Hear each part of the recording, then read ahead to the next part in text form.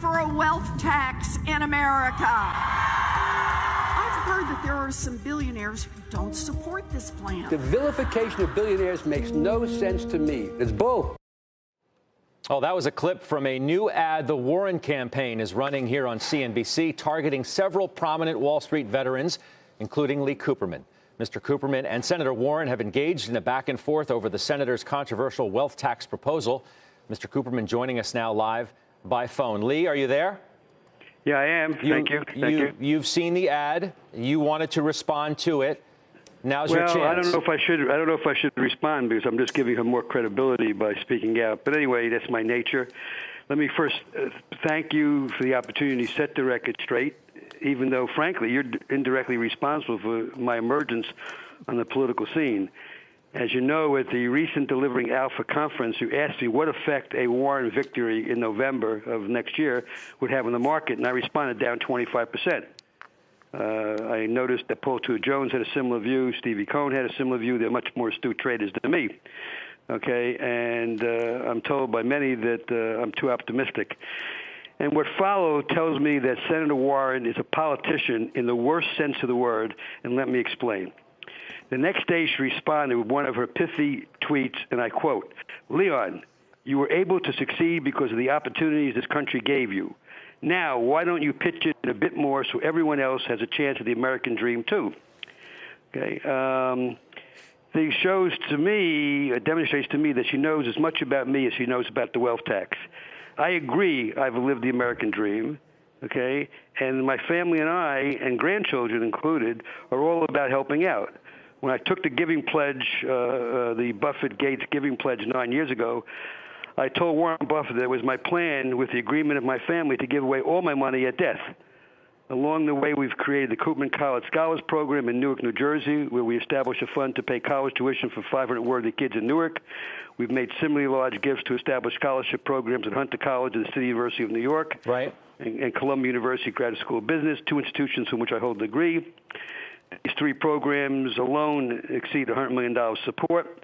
I consider myself extremely lucky to be able to do this, and I'm a philanthropist with a small p when I think about other wealthy people like Bernie Marcus, Ken Langone, Mike Bloomberg, Jeff Bezos, on and on and on. Let me say this. So let me just maybe just counter with what someone on the other side or in agreement with the senator may say, that this overall issue, Lee, is not so much about your generosity. Everybody agrees that you're a generous man. You've done a lot with the wealth and the success that you've had. Let's forget about. I'm just saying in general. This is not about those who are philanthropic. It's about a system that has enabled people of your level of wealth to get that wealthy in and of itself, when those at either in the middle or at the bottom can't seem to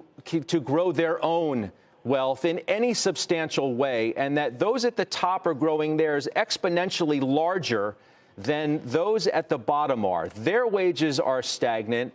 Their ability is that the result of wealthy people, or is that a result of problems in the system? Is that a result of a poor educational system? What are the causes?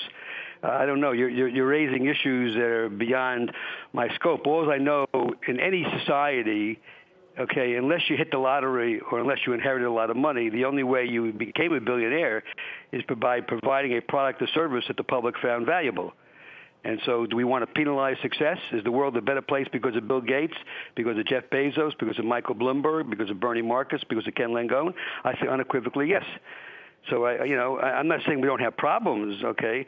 What I have said repeatedly, that I am prepared to work for the government 6 months a year of every year and work 6 months for myself. That's a 50% tax rate. I believe in my heart in the progressive income tax structure and that rich people should pay more. Raise the tax rate and get rid of the loopholes. Get rid of carried interest. I said that on your program 7 years ago, actually, it was on Squawk Box. Get rid of Section 1031 of the IRS code that allows these real estate guys to indefinitely roll forward capital gains tax liability. Do something with the overall tax rate. A wealth tax makes no sense. It will lead to unnatural acts, be near impossible to police, and is probably unconstitutional. Think about it in the real world. You're a farmer. You're a manufacturer. Okay, you have your own business. All your wealth is tied up in your business. Are you going to hive off 2% of your business, your farm, every year to pay the wealth tax? It doesn't make any sense. I think the main beneficiary of this will be the gold, because people, will hide their wealth by doing unnatural things. I determined it would be now. Let me just go on because I really want to set the record straight. I determined it would be helpful to explain my issues with her advocacy, and I wrote her a 5-page letter that has received near universal acclaim. And an old professor of mine said it was an A+ letter. Her response, nothing about the letter, but pointed out I own stock in Navient, a student loan company which she has constantly bashes without any proven documentation of her claims. She probably would be upset to hear I have a profit on the investment despite a constant unfair jabs at the company. My letter was respectful and hopeful that we could work together to deal with the many serious problems our nation faces: income disparities, student loan debts, health care coverage, crumbling infrastructure, etc. Let me read for your audience, my concluding paragraph of my letter. I am a registered independent who votes the issues and the person, not the party. The fact is, Senator Warren, that despite our philosophical differences, we should be working together to find common ground in this vital conversation, not firing off snarky tweets that stir your base at the expense of accuracy. Let's elevate the dialogue and find ways to keep this a land of opportunity where hard work, talent, and luck are rewarded and everyone gets a fair shot at realizing the American dream. Okay, hardly combative, very conciliatory. What was her response? Basically, the Navient response.